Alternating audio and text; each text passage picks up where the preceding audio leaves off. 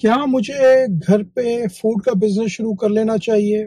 क्या मुझे बेकरी के आइटम्स जिसमें कबाब हैं, फ्राइड चिकन है या कुकीज़ वगैरह हैं, समोसे वगैरह हैं, क्या मैं घर से इसको सप्लाई कर सकता हूँ टोरंटो सराउंडिंग्स में या कनाडा में? क्या-क्या चीज़ों का मुझे ख्याल रखना है? क्या रिस्ट्रिक्शंस होंगी? किस-किस चीज़ का मुझे ख्याल रखना है? किस-किस डिपार्टमेंट को मुझे इन्वॉल्व करना है? ऐसी बहुत सारी इंक्वायरीज आ रही हैं जहाँ पे लोग अपने घर में कोई ना कोई बिजनेस करना चाह रहे हैं। वो ई कॉमर्स का भी बिजनेस हो सकता है, वो एनी काइंड ऑफ बिजनेस हो सकता है। तो आज की वीडियो बहुत ही इम्पोर्टेंट है, इसको प्लीज वॉच करें और ज़रूर शेयर करें। अस्सलामु अलैकुम, आपका दोस्त यासिर खान। मैं उम्मीद करता हूँ कि आप सब खैरियत से होंगे। जैसा कि आप जानते हैं, मैं टोरंटो और सराउंडिंग्स में फुल टाइम रियल एस्टेट में हूँ with many years in business. आपके जहन में कोई भी सवाल है, वो रियल एस्टेट में रेजिडेंशियल है या कमर्शियल है, अगर आप मल्टी फैमिलीज लेना चाह रहे हैं, वेकेंट लैंड लेना चाह रहे हैं, या आप कोई इन्वेस्टमेंट की अपॉर्चुनिटी ढूंढ रहे हैं, तो आप मुझे मैसेज कर सकते हैं, आप मुझे कॉल कर सकते हैं। चलिए जी, टॉपिक की तरफ चलते हैं कि टोरंटो और सराउंडिंग्स में क्या मैं अपने घर से काम शुरू कर सकता हूँ, बिजनेस शुरू कर सकते हैं। लेकिन इसमें सबसे पहले आप अपनी जो भी आपकी लोकल म्यूनसिपैलिटीज़ हैं, जिस तरह अगर आप सिटी ऑफ टोरंटो में हैं तो उनकी जो सिटी ऑफ टोरंटो का जो भी ऑफिस है, राइट, आप गूगल कर लीजिएगा, वहाँ आपने कॉल करना है। उनसे जो भी उनकी प्लानिंग और जोनिंग का जो पूरा डिपार्टमेंट है, उनसे आपने चेक करना है कि क्या मैं बिजनेस कर सकता हूँ अपने घर पे, किस किस किस्म का बिजनेस कर सकता हूँ। क्योंकि अगर फॉर एग्जांपल आप अपने घर में एक किचन, कमर्शियल लेवल का किचन बनाना चाह रहे हैं जहाँ से आप सप्लाई करें, राइट, यहाँ पे काफ़ी सारे लोग इस वक्त घर से कैटरिंग्स का काम भी कर रहे हैं। बाज़-औक़ात वो 200 लोगों की, 300 लोगों की, 400 लोगों की, समटाइम्स इससे ज़्यादा लोगों की कैटरिंग भी वो अपने घर से कर रहे हैं। क्या आपने अपनी इंश्योरेंस कंपनी को इन्फॉर्म किया?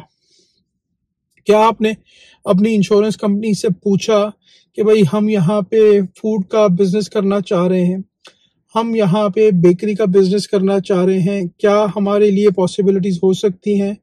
हमारी इंश्योरेंस का जो प्रीमियम है वो कितना इंक्रीज होगा? हमेशा जो भी काम करें, अगर आप अपना ऑफिस खोलना चाह रहे हैं या आप अपने लिए कोई रेस्टोरेंट की सप्लाईज का काम करना चाह रहे हैं या आप होम बेकरी खोलना चाह रहे हैं, कोई भी काम करें तो हमेशा आपकी कोशिश ये होनी चाहिए कि सबसे पहले जो भी लीगैलिटीज हैं उसको प्रॉपर फॉलो करें।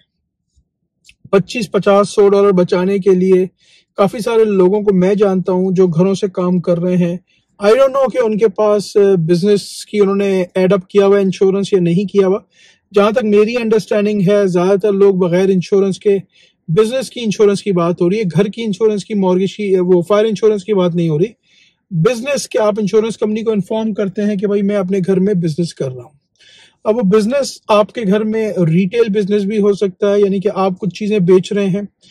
बहुत लोगों ने यहाँ पे गैराज में छोटा मोटा कुछ सेटअप बनाया हुआ है, वो कपड़े वगैरह बेच रहे हैं, तो ये रिटेल बिजनेस हो गया। बहुत लोगों ने अपने घर में कुछ रिटेल, अपने स्टोर वगैरह का कुछ सामान रखा हुआ है, तो आपने इंश्योरेंस कंपनी को ये बताया कि मेरे घर में कुछ स्टोरेज में सामान पड़ा हुआ है, किस मालियत का है, राइट। तो लीगैलिटीज को हमेशा फॉलो करें, 25, 50, $100 को मत देखें, और जो भी